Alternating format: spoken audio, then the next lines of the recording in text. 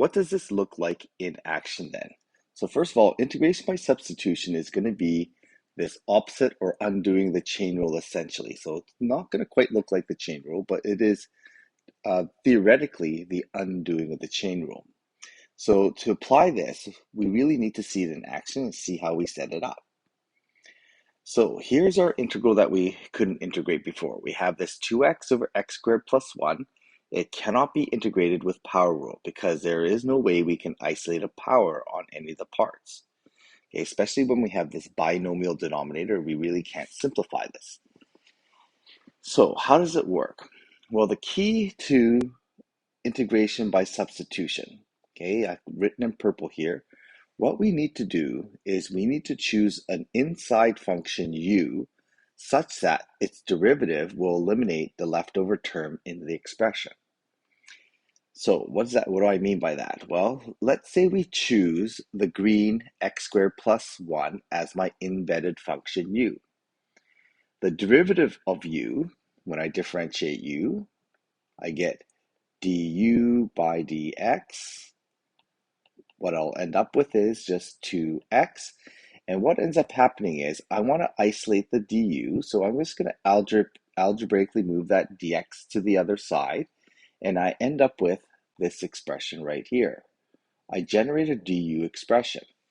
And what ends up happening then is that the leftover outside term, in this case the 2x dx that wasn't part of the substitution, can be replaced with du. So why do we want that to happen? Well, if I do that, notice what the expression that's left over here. I end up with this expression. I end up with the du replacing the x dx. I replace the denominator with u, and so I end up with an expression 1 over u, and I'm using a du to integrate it. Well, the u and du are matching variables, right? Just like as if it were an x. So if the variables match, I can just anti-differentiate this, knowing that this is a standard integral. Well, 1 over u turns into log of u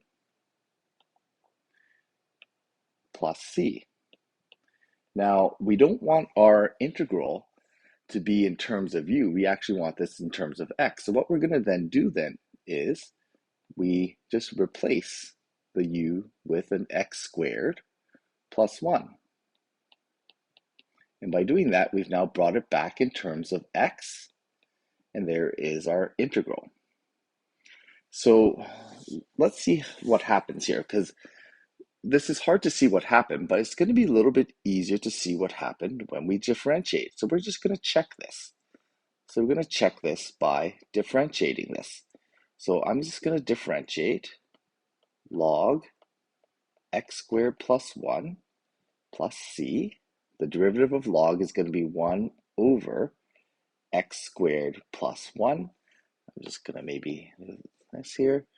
I'm going to go 1 over the embedded function, x squared plus 1. And then I'm going to attach onto that the chain, which is the derivative to x.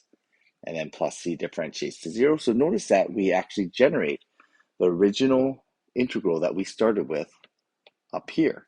So it does work. So if our derivative generates original integral, then that must be the antiderivative function.